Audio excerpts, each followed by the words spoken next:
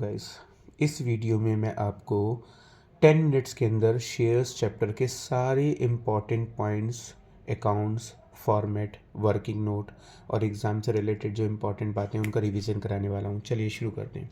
जब भी शेयर का क्वेश्चन आता है तो सब जानते हैं कि हमारे पास 4 मार्क्स का बैलेंस शीट, 6 मार्क्स का प्रोराटा का क्वेश्चन फॉर फीचर के साथ, 3 मार्क्स का एक और छोटा सा क्वेश्चन और 1 मार्क्स का एमसीक्यू है। तो सबसे पहले हम जनरल एंट्री से रिवाइज कर लेते हैं। पहली जनरल एंट्री हम बनाते हैं बैंक टू शेयर एप्लीकेशन पे जो भी हमें पैसा मिला है वो। इसके अलावा शेयर एप्लीकेशन पे जो पैसा मिला होता है उसमें से कुछ पैसा हमारा शेयर कैपिटल का होता है। अगर कुछ पैसा सिक्योरिटी प्रीमियम का हो तो हम यहाँ पे सिक्योरिटी प्रीमियम भी लिख देंगे। इसके अलावा जो पैसा हमने एक्स्ट्रा आने पर अलॉटमेंट पे एडजस्ट कर दिया था वो लिखेंगे। अगर कुछ पैसा हमने बैंक करके वापस कर दिया है तो वो लिखेंगे। अगर कुछ पैसा हमने फर्स्ट कॉल पे रखा है तो उसके लिए हम वर्ड यूज़ करेंगे कॉल्स इन एडवांस। क्या वर्ड यूज़ करेंगे? Calls in advance. ठीक है। उसके नेक्स्ट शेयर अलॉटमेंट पे पैसा ड्यू होगा to share capital to security premium account. जितना पैसा हमें मिल जाएगा बैंक करके लिखेंगे। जो पैसा हमें कस्टमर से नहीं मिलता उसे हम कॉल्स इन अरियर लिखते हैं टू शेयर अलॉटमेंट।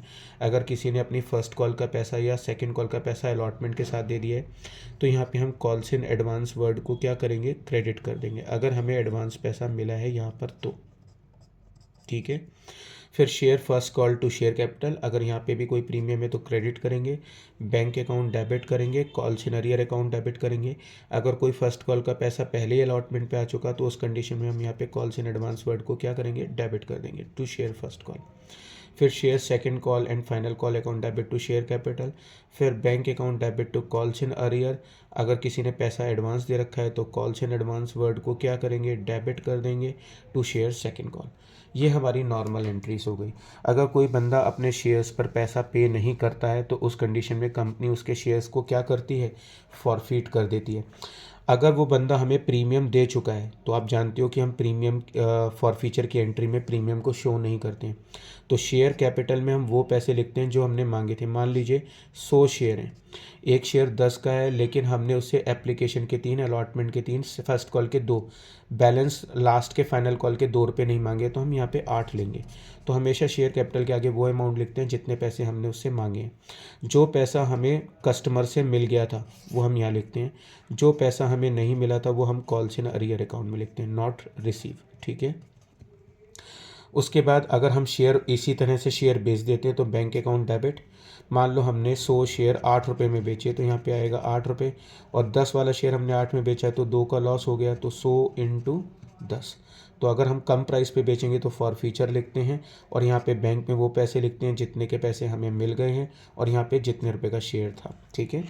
उसके बाद यहाँ पर आता है शेयर कैपिटल। अगर हमें प्रीमियम नहीं मिला, यहाँ पे तो प्रीमियम मिल गया है तो फॉर फ्यूचर की कैलकुलेशन में नहीं आता। अगर बट प्रीमियम नहीं मिला है तो यहाँ पे शेयर कैपिटल में जितने पैसे हमने शेयर्स पे मांगे हैं वो, जितना प्रीमियम रिसीव नहीं हुआ, नॉट रिसीव, जितना फॉर फीचर पे हमें पैसा रिसीव हो गया वो, और कॉल्स इन अरियर में जो पैसा रिसीव नहीं हुआ। अब कुछ स्टूडेंट को कन्फ्यूज़न हो जाता है एग्ज़ाम में करते समय कि सर हमने प्रीमियम ऊपर भी ले लिया है, क्या हमें नीचे भी लेना है? हाँ, यहाँ पर हम प्रीमियम इसलिए डेबिट कर रहे हैं कि नहीं मिला था, और यहाँ पर हम वो अमाउंट दिखाते हैं जो टोटल पैसे नहीं मिले थे। तो calls in arrear plus premium, अगर प्रीमियम भी नहीं मिला तो उसे भी जोड़ कर दिखाएंगे। ठीक है। अगर हम शेयर को एक्स्ट्रा प्राइस पे बेच रहे हैं, मान लो 10 वाला शेयर हमने 12 में बेचा है तो 2 रुपये का क्या आएगा? प्रीमियम। ज़्यादा प्राइस पे बेचते हैं तो प्रीमियम, कम प्राइस पर बेचते हैं तो डिस्काउंट। ठीक है। आखिरी में हम लोग क्या करते हैं? प्रॉफिट और लॉस कैलकुलेट करते हैं। तो उसके लिए मैंने आपको एक शॉर्टकट ट्रिक सिखाई है। आर का मतलब होता है जितने शेयर आपने बाज़ार में बेच दिए। जी का मतलब होता है एक शेयर पे जितने रुपए का गेन हुआ। एल का मतलब होता है जितने रुपए का आपको लॉस हुआ री इशू के टाइम पे, और जो बीच का डिफरेंस बचेगा वो share forfeiture to capital reserve हो जाएगा। अक्सर एग्जाम में कॉल्स इन अरियर अकाउंट बनाने के लिए आ जाता है। टीचर कहता है जी कॉल्स इन अरियर अकाउंट बनाकर दिखाओ। तो कैसे दिखाएंगे? देखो, यहाँ पे शेयर अलॉटमेंट पे पैसे नहीं मिले थे तो हमने यहाँ दिखाया शेयर अलॉटमेंट पे हमें जो पैसे नहीं मिले। फिर शेयर फर्स्ट कॉल पे जो पैसे कॉल्स इन अरियर के नहीं मिले वो हमने यहाँ शो कर दिया। इसके अलावा जो पैसे हमें सेकंड कॉल पे नहीं मिले वो हमने यहाँ शो कर दिया, शेयर सेकंड कॉल पर नहीं मिले। अगर हमने उसके शेयर फॉरफीट कर दिए तो यहाँ पर जब हमने फॉरफीट किए तो calls in arrear account credit हुआ था। तो यहाँ पे हम शेयर कैपिटल के नाम से जितने शेयर फॉरफीट हो जाते हैं यहाँ पे हम कॉल्स इन अरियर को क्रेडिट करके उसका अकाउंट क्लोज कर रहे हैं। तो जितने भी हमने शेयर फॉरफीट किए होते हैं उसका कॉल्स इन अरियर हमने यहाँ पे शेयर कैपिटल के नाम से लिखते हैं। ठीक है। अगर हमने यहाँ पर भी कोई और शेयर फॉरफिट किए तो उसका भी कॉल सिनेरियर का अकाउंट क्लोज हो गया, तो उसको भी हम शेयर कैपिटल के नाम से यहाँ लिख देंगे। अगर किसी के शेयर फॉरफिट नहीं होते हैं तो इसके टोटल में से इसे घटाकर जो बचेगा वो बैलेंस होकर रह जाएगा। अक्सर एग्ज़ाम में कॉल्स इन एडवांस अकाउंट भी बनाने के लिए कहता है, तो कॉल्स इन एडवांस अकाउंट अगर कहेगा तो कैसे बनाएंगे? देखो, शेयर एप्लीकेशन पे जो पैसा एक्स्ट्रा आता है वो हम अलॉटमेंट पे रखते हैं, कुछ पैसा वापस करते हैं। अगर कोई पैसा एक्स्ट्रा आ गया बहुत ज़्यादा, जिसे हमने फर्स्ट कॉल का पैसा यहाँ एडजस्ट किया है, तो हम यहाँ पे कॉल्स इन एडवांस लिखते हैं। तो अगर इस तरीके से कोई पैसा एक्स्ट्रा आ जाता है तो वो हम बाई साइड में यहाँ शो करेंगे कि शेयर एप्लीकेशन के टाइम पर हमें फ़र्स्ट कॉल का इतना पैसा एडवांस मिल गया था, ठीक है। अगर अलॉटमेंट के टाइम पर हमें कोई पैसा कॉल्स इन एडवांस का मिला होता है तो वो हम बैंक करके यहाँ पे लिख देते हैं, ब्रैकेट में छोटा सा दिखा देते हैं शेयर अलॉटमेंट पे पैसा मिला है। उसके बाद जब यहाँ पर हम कॉल्स इन एडवांस को डेबिट करेंगे तो हम शेयर फर्स्ट कॉल के नाम से दिखाएंगे कि हमारा फर्स्ट कॉल पे पैसा एडजस्ट हो गया। ऐसे ही सेकंड कॉल का पैसा कोई कॉल्स अलॉटमेंट पे मिला होता है तो हम यहाँ पर शेयर सेकंड कॉल के नाम से दिखा देते हैं कैंसिल। अगर कोई बैलेंस बच जाता है तो आप उसको बैलेंस कैरी डाउन करके बैलेंस शीट में शो कर सकते हो, बट ऐसा तो कुछ बैलेंस शीट का केस आएगा नहीं एग्ज़ाम में। अब बात करते हैं, अगर एग्ज़ाम में शेयर फॉर फीचर का अकाउंट बनाने के लिए कह दे टीचर तब क्या करेंगे? देखो सुनो, यहाँ पर हमने शेयर कैंसिल किए हैं, share capital to share forfeiture. अब जितने भी शेयर हमने कैंसिल किए थे उस पर जो पैसा मिल गया तो ये हमारा फ़ायदा है। तो भैया जो भी पैसा हमें फॉर फीचर पे रिसीव हुआ होता है वो हम यहाँ लिखते हैं। तो यहाँ पे शेयर कैपिटल करके हम वो अमाउंट लिखेंगे जो हमें फॉर फीचर पे मिल गई थी। ऐसे ही यहाँ पे share capital security premium to share forfeiture है, तो यहाँ पर हमें जो भी पैसा मिला है वो शेयर कैपिटल के नाम से हम इधर की तरफ लिखते हैं। तो यानी यहाँ पर हम शेयर कैपिटल में क्या पैसा लिखेंगे? जो हमें रिसीव हो गया था। अब री इशू की एंट्री में क्या होता है? री इशू की एंट्री में हमें फॉर फीचर पे लॉस हो जाता है, तो अगर हमें री इशू के टाइम पर कोई लॉस हुआ है तो हम उसको यहाँ लिखेंगे, ठीक है।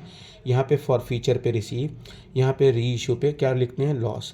इसके अलावा कोई पैसा कैपिटल रिजर्व में ट्रांसफ़र किया है तो उसे भी हम यहाँ पर शो कर देते हैं कैपिटल रिजर्व के नाम से।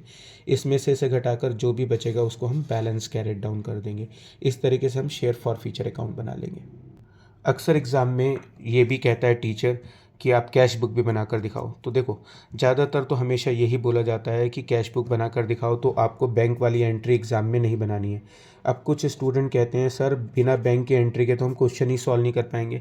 तो उसका एक आसान सा तरीका है, आप बैंक की एंट्री रफ में बना लो और बाकी ड्यू की एंट्री फेयर में बनाते जाओ। अब यहाँ पर हम दिखाएंगे कि शेयर एप्लीकेशन पे जो पैसा मिला वो 2 में, फिर शेयर अलॉटमेंट पे जितना पैसा मिला वो, इसके अलावा शेयर फर्स्ट कॉल पे जो पैसा मिला वो, शेयर सेकंड पे कॉल पे जो पैसा मिला वो।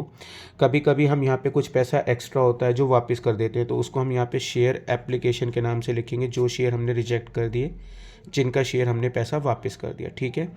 जब हम शेयर री इशू करते हैं तो री इशू करके जो भी पैसा हमको मिलता है वो हम यहाँ पर शो करते हैं। इसके टोटल में से इसे घटाएंगे तो यहाँ पर क्या आ जाएगा? Balance carried down. इस तरीके से कैश बुक बन जाएगी। बस ध्यान ये रखना है कि अगर टीचर ने कैश बुक बनाने के लिए कहा है तो आप बैंक वाली एंट्री को रफ में बनाइएगा, और बाकी जो ड्यू वाली एंट्री है जिनमें भी कैश या बैंक यूज़ नहीं हुआ वो फेयर में दिखाइएगा, और कैश बुक इस तरीके से बनेगी।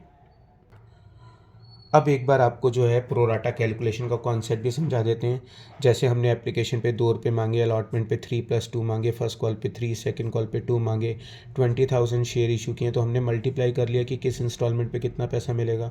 हमारे पास 25,000 एप्लीकेशन आई है, इंटू 2 50,000, 50 में से 40 गए, 10,000 एक्स्ट्रा आ गए। 1,000 एप्लीकेशन रिजेक्ट किए हमने, उनके 2,000 वापस कर दिए। जो एक्स्ट्रा पैसा बचा वो हम कहाँ एडजस्ट कर देंगे? नेक्स्ट कॉल पे। अगर कभी ऐसा हो जाए कि बहुत ओवरफ्लो हो गया तो हम उसको कहाँ एडजस्ट कर देते हैं? फर्स्ट कॉल पे, ठीक है। यहाँ पे लिखा है एक बंदा जिसको 4,000 शेयर्स थे, उसने अलॉटमेंट के पैसे नहीं दिए, फर्स्ट कॉल नहीं दी, सेकंड कॉल नहीं दी। तो फर्स्ट कॉल और सेकंड कॉल की कैलकुलेशन तो सीधा लिख देते हैं, बट कोई अलॉटमेंट के नहीं देता है तो प्रोराटा कैलकुलेशन करते हैं। कैसे? ये वाले 20,000 शेयर हमने उनको दिए जिसने 24,000 के लिए अप्लाई किया। 24,000 कैसे आए थे? 25,000 में से 1,000 रिजेक्ट करके। 20,000 शेयर उसको दिए जिसने 24 के लिए अप्लाई किया था, जिसको हमने 4,000 शेयर्स दिए, उसने अप्लाई कितने के लिए किया होगा? 4,000 इंटू 24,000 डिवाइड बाई 4,800 के लिए अप्लाई किया। 4,000 गिवन थे, 800 एप्लीकेशन एक्स्ट्रा है, 800 मल्टीप्लाई 2। अगर यहाँ प्रीमियम होता +1 तो मैं 3 से मल्टीप्लाई करता। 1,600 एडवांस है, लेने कितने थे? 20,000, 4,000 मल्टीप्लाई 5, 20,000, 1,600 कट कर लो, 18,400 नहीं दे रहा। इसी तरीके से कभी कभी क्वेश्चन में अप्लाई दिया होता है, कभी भी अप्लाई हो तो हमेशा क्या निकालना चाहिए? अलॉटेड। यहाँ पे हमेशा अलॉटेड लिखते हैं, कुछ स्टूडेंट जल्दी में अप्लाई लिख देते हैं। तो यहाँ पे 24,000 के लिए अप्लाई किया तो 20,000 गिवन थे, जिसने 2400 के लिए अप्लाई किया उसे गिवन कितने होंगे 2,000 शेयर्स पे उसने पैसे नहीं दिए। एंट्रीज कैसे बनेगी वो मैं आपको पहले ही सिखा चुका हूँ। अब जल्दी से हम फटाफट जो है बैलेंस शीट भी रिवाइज कर लेते हैं। यहाँ पर हम ऑथोराइज शेयर कैपिटल लिखते हैं। ऑथोराइज शेयर कैपिटल में इक्विटी शेयर भी आ सकता है, प्रेफरेंस शेयर्स भी आ सकता है, दोनों की अमाउंट लिखेगा यहाँ पे 2 लाइन खींच के टोटल कर दीजिएगा, ठीक है। इश्यूड शेयर कैपिटल में जितने भी शेयर इशू किए हैं, हम इश्यू शेयर 3 लोगों को कर सकते हैं, एक पब्लिक को, एक प्रमोटर को और एक वेंडर को। अगर आपने इन तीनों को शेयर दिए तो आप तीनों की डिटेल यहाँ पर लिखिएगा अलग अलग लाइन में।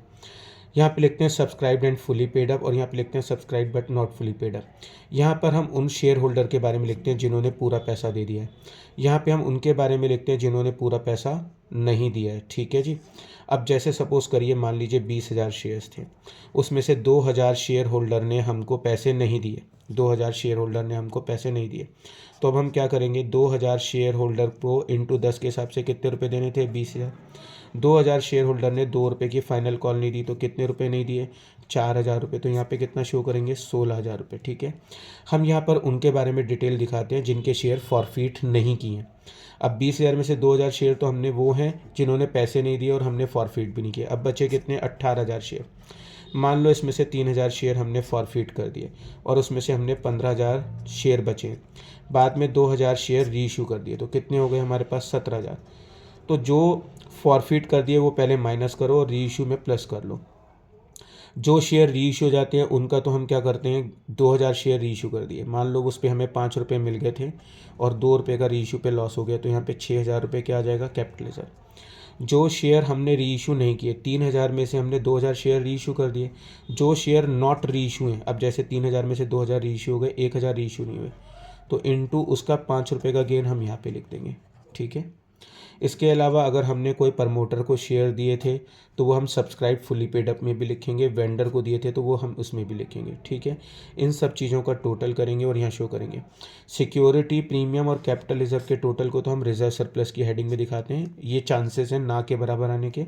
इसके अलावा ये वाला जो टोटल होता है सब्सक्राइब्ड का कॉल्सन अरियर घटाकर और शेयर फॉर फ्यूचर का बैलेंस, ये हम शेयर कैपिटल की हेडिंग में शो करते हैं। ये आपको एग्जाम में शो नहीं करना है, ठीक है।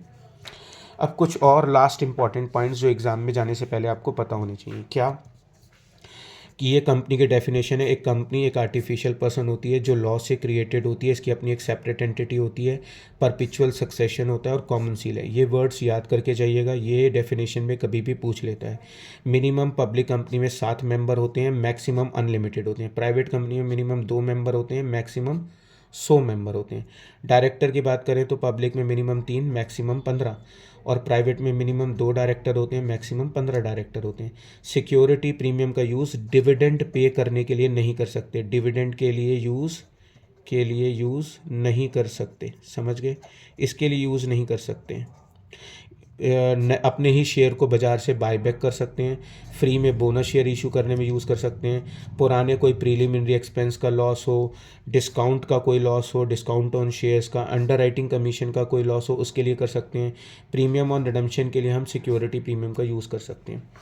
कई बार क्वेश्चन आ जाता है कि हम री इशू के टाइम पर मैक्सिमम डिस्काउंट कितना देंगे, ठीक है, या मिनिमम किस प्राइस पर री इशू करेंगे। देखो मान लो एक बंदा है वो 10 रुपये के शेयर में हमें 7 रुपये दे चुका है और 3 रुपये नहीं दिए, और मैं एक कंपनी हूँ तो मुझे तो 10 पूरे इकट्ठे करने हैं, 7 मुझे मिल चुके हैं, 3 मुझे नहीं मिले हैं, ठीक है।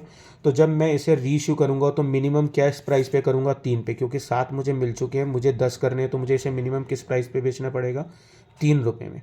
तो यहाँ मैं 3 रुपये में बेच दूंगा तो मेरे पास टोटल कितने हो जाएंगे 10। अगर मैं मिनिमम प्राइस 3 रखूँगा तो मैं मैक्सिमम डिस्काउंट कितना दूंगा 7 का।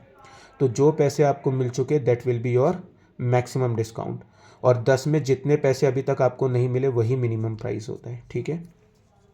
अच्छा एक और इम्पॉर्टेंट चीज़ ये आती है कि कोई भी कंपनी शेयर तभी इशू कर सकती है जब उसे मिनिमम सब्सक्रिप्शन 90% का मिला हो। मान लो अगर हमने 1 लाख के शेयर इशू किए हैं तो हमारे पास मिनिमम 90% यानी 90,000 एप्लीकेशन आनी चाहिए। अगर 90,000 से कम एप्लीकेशन आई है तो कंपनी शेयर इशू करने के लिए एलिजिबल नहीं है, ठीक है। इसके अलावा मिनिमम एप्लीकेशन पे कितने प्राइस होने चाहिए। अब ये 5% की जगह इस साल सेबी ने चेंज करके इसे 10% कर दिया, तो मिनिमम कितना प्राइस मानेंगे 10%। मैंने नोट्स में 5% प्रिंट किया हुआ है, लेकिन लेटेस्ट रिवीजन जो है इसका वो 10% का है। तो अगर मान लीजिए 10 का शेयर है तो मुझे मिनिमम कितने पैसे मांगने पड़ेंगे इस पर? 1 रुपये। अगर मैंने प्रीमियम पर इशू किया है तो मैं मिनिमम इस पर कितने पैसे मांगूंगा? 1 रुपये 20 पैसे। ठीक है। अब देखिए मैंने आपको थोड़ी देर में पूरे चैप्टर का रिवीजन करा दिया है। होपफुल ये वीडियो तुम्हारे बहुत काम आएगी।